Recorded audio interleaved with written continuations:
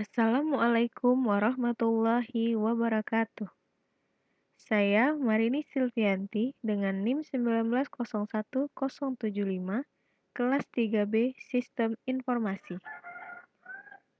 Di sini saya akan menjelaskan materi mengenai metode dan framework arsitektur enterprise, yang mana ini merupakan tugas mid semester mata kuliah arsitektur SI IT perusahaan. Baiklah, untuk mempersingkat waktu, saya akan masuk ke bagian pembahasannya. Apa itu metode arsitektur dan apa saja macam-macam dari framework arsitektur enterprise? Sebelum masuk kepada inti, saya akan menjelaskan apa itu metode arsitektur. Metode arsitektur adalah sebuah kumpulan terstruktur dari teknik dan langkah-langkah proses untuk membuat dan memelihara sebuah arsitektur enterprise.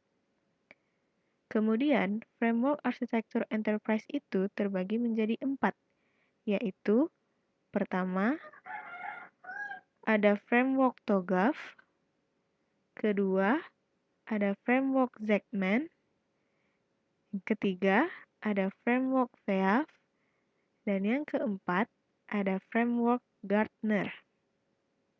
Dari keempat framework arsitektur enterprise ini, saya tidak menjelaskan keempatnya, tetapi salah satunya yaitu framework TOGAF.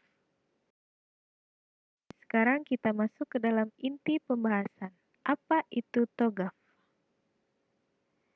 The Open Group Architecture Framework atau TOGAF ialah suatu kerangka kerja pengembangan metode untuk enterprise arsitektur yang digunakan oleh arsitek perusahaan untuk merancang, merencanakan, melaksanakan, dan mengatur perusahaan arsitektur organisasi.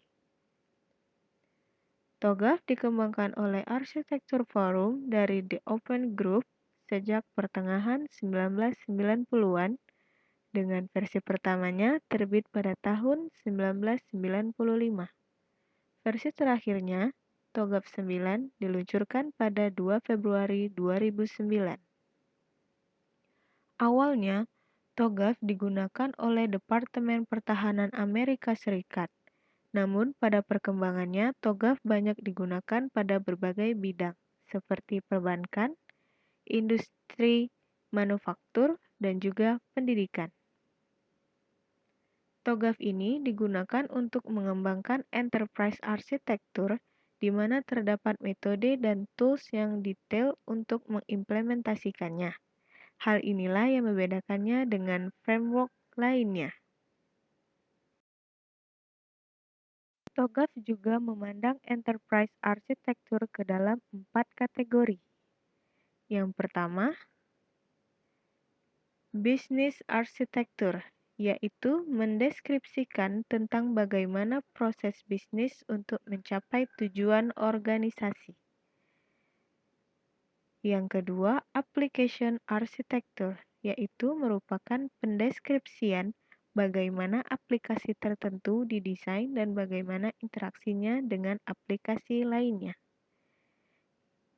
Yang ketiga, data arsitektur, ialah penggambaran bagaimana penyimpanan, pengelolaan, dan pengaksesan data pada perusahaan.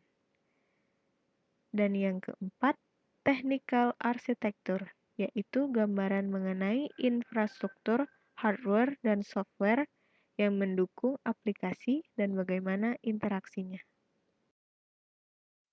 TOGAF secara umum memiliki struktur dan komponen seperti Architecture Development Method atau ADM, yang merupakan bagian utama dari TOGAF yang memberikan gambaran rinci bagaimana menentukan sebuah enterprise arsitektur secara spesifik berdasarkan kebutuhan bisnisnya.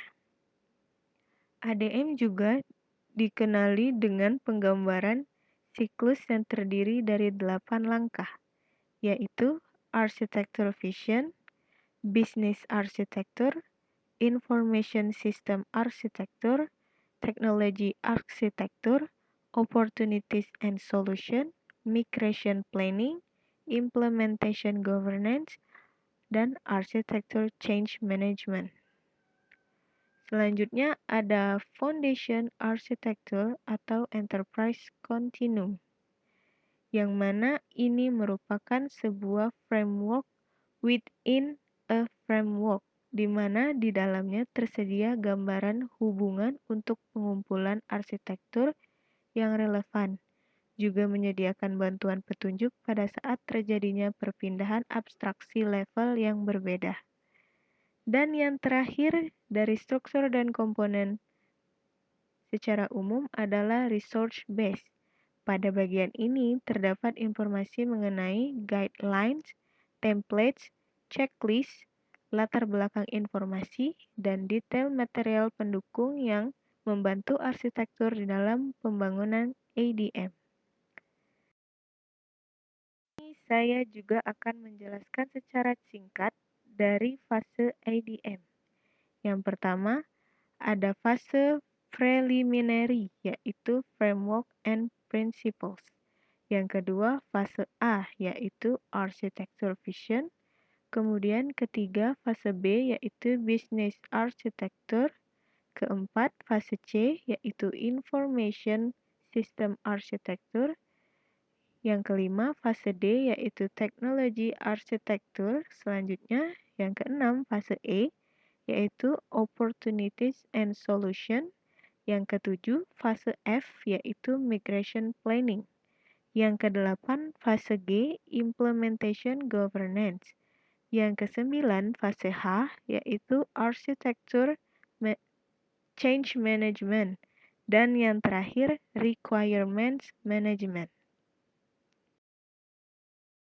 Kita masuk ke pembahasan selanjutnya. Apa saja sih kelebihan TOGAF? Pertama, sifatnya yang fleksibel dan bersifat open source. Kedua, sistematis. Ketiga, fokus pada siklus implementasi atau ADM dan proses. Keempat, kaya akan area teknis arsitektur. Kelima, research base menyediakan banyak material referensi. Yang keenam, TOGAF banyak memberikan best practice atau kejadian real di dunia nyata. Selanjutnya, kita masuk ke pembahasan terakhir, yaitu apa saja kekurangan dari TOGAF ini. Pertama, tidak ada template standar untuk seluruh domain, misalnya untuk membuat blok diagram.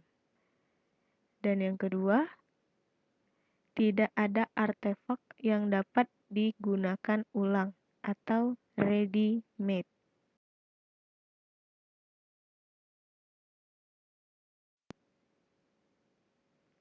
Demikian penjelasan saya mengenai metode dan framework arsitektur enterprise, yang mana inti pembahasannya ialah mengenai framework TOGAF.